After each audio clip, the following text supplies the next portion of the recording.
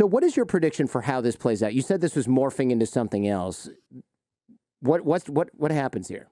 I'd like to riff off of some of the, some of the headlines I keep seeing, or some of the, news commentary I see. I think it really does a massive disservice to the protesters, because what I'm seeing now in, most media outlets is that the protests work to some extent because the COVID restrictions are coming down, or they're being morphed or changed or adjusted. And to a certain extent, that's correct, but it's actually the opposite of what's being portrayed. To an outside viewer that's going to look at a headline, I remember you sent me a headline the other day, right? Yeah, the other day. I was like, hey, is this legit? It looks like they're capitulating. Not really. The article you sent me isn't wrong, okay? The article you sent me is factual, but the headline is really throwing people off, because what it's doing in its own soft power way is convincing Westerners that China budged. China said, you know what? The people have spoken. The People's Republic of China have stood up and said, no more of this zero COVID nonsense. And the government listened and said, you know what, people? Yeah, we listened to you. And in fact, that's just not what's happened. What's happened is a massive last-ditch attempt to save face. What we are seeing right now, and I just want to go back to this, is mass arrests of anyone that went to the protests. Anyone that went near the protests are getting questioned. There are secret police and police busting down people's doors and arresting people that were holding up A4 sheets of paper. Busting down doors of people that put some graffiti up, or even just went to the crowd that was protesting against the zero COVID policy, right? This is what's currently happening and not being covered, because it's kind of akin to what happened to Tank Man. We don't talk about what happened to him afterwards. That's what's happening now. A massive, huge crackdown. The real bloodbath is happening behind closed doors, behind the scenes. The government is making sure that anybody involved wasn't listened to. They're punished. They're arrested, and their lives are over. They'll never be able to participate in society normally again, right? They'll never be able to join the government or get a state job or anything like this. So what's happening now is that the government is finding the best way to avoid this from happening again. They do not want to see more protests happen. Because what happens when more protests happen is maybe next time the police actually join the protesters. Right. Maybe next time the PLA and the riot police actually join with the people that are calling People's for Liberation the CCP Army. to step down. Yeah, exactly. Yeah, no, I can see this. New York Times, the article that I sent you, which we'll link in the show notes, and other major media outlets, they haven't really been talking about this. And let me know what you think here. Protests cannot be seen as a vector for change, just as you were saying. If the Chinese Communist Party changes course now, it looks like what they're saying is, all right, protests work. That's very, very bad for an authoritarian regime, right? Yes. Mainstream media, and I also hate that phrase, but they say the government can't be seen to be wrong. I get that. But I think in a media environment with censorship, without free speech, you can spin whatever you want. Come on. Yeah. You can spin that. Yeah. The bigger issue is now that people are asking for democracy and transparency and other rights of communication, and if they're protesting for zero COVID to end and they get their wish that way, let's say they get zero COVID to end that way, they go, wait a minute, protests work.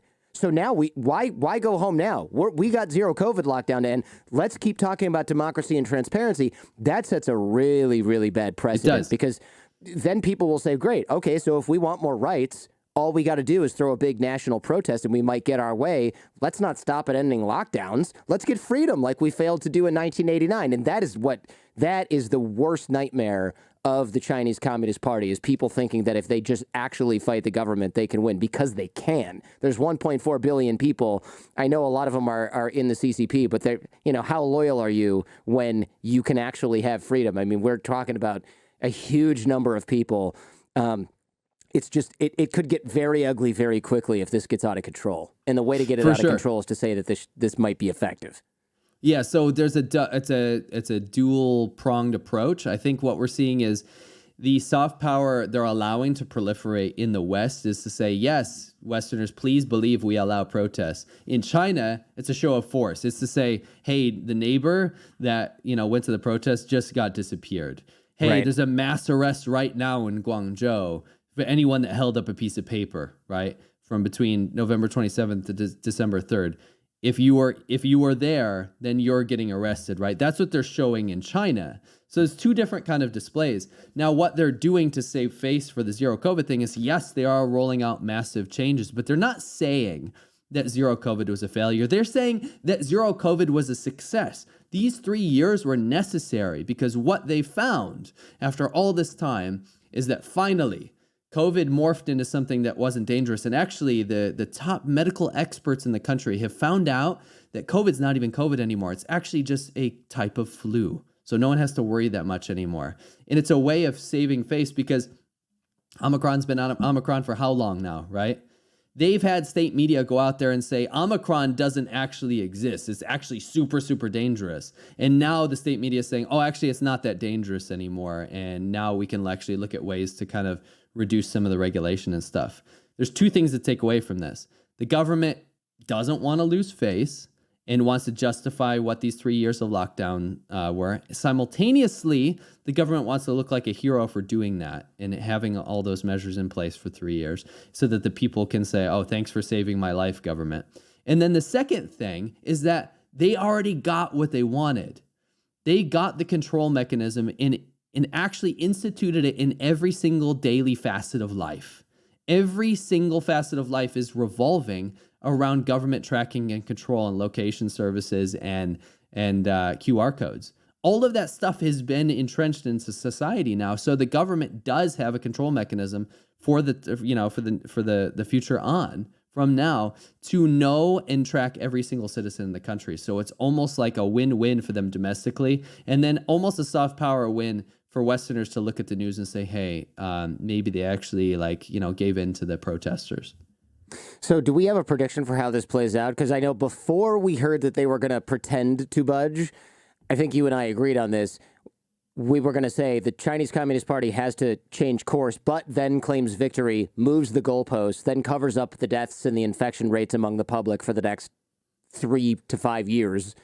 And, that's so far so good, I guess, as far as my prediction being accurate. I wouldn't say it's good in any other way. I think I wouldn't adjust that. I mean, that's where we're at. There's no way they're going to do anything else. I mean, they've already reported no deaths, right, from this. So we're going to be in a situation where it's just like the zero poverty, like the whole Xi Jinping needs to go down in history for eradicating poverty. He gets on a podium and says, poverty's over. Did you hear, guys? Poverty's over. And everyone's like, what are you talking about? Like, there's no running water in this village over here. Mm-hmm. You know what I mean? There's abject poverty all over the countryside in China, but Xi Jinping made it illegal to say that there's poverty because then the law is you're picking quarrels and starting rumors, right? This is what we're going to see with the COVID thing. There's not going to be any more transparency or any more opening up here. It's just going to be illegal to tell the truth. Just like always, there will be a government narrative. It'll be portrayed as this is how the government wants it to be seen going forward. And if you speak out against that, then you're arrested. I was hoping we would have some positive news as a result of this, especially because we saw that article the other day about them potentially ending the lockdowns, but it just seems like we're still on the same course we were before with a fresh coat of paint. I think really what it is there is some positive news, and that is the restrictions are being, relinquished to some extent. There is a lot of, it looks like it's going to happen throughout the country. I'm still talking to people that are like nothing has changed where they are, but it's, predictably a mess. There's very, very little continuity throughout China. It's really way more disorganized and messy and disconnected than people probably think, just because they consume so much of, China's propaganda that goes to the outside world. But what we're seeing is a huge mess. But I think the positive here is that, yes, the arbitrary, crazy, unbelievable, dystopian lockdown stuff is probably changing and going away. It's just that we're not really pointing the right we're not pointing fingers at the right person. We're not blaming the right person. And I feel like China is really trying to alter history here and spin this in a way that, really serves their narrative and almost emboldens or empowers the top leadership. But I do have another prediction, and that's people aren't stupid in China. This might go away for a little while and most people might be placated. But like you said, some people, educated people, people that saw through this, that knew that this was from the top, that were protesting for the right reasons, they're not going to change their mind and think that everything's okay anymore. And I think this could be the start of a very fragile and tumultuous time for the CCP.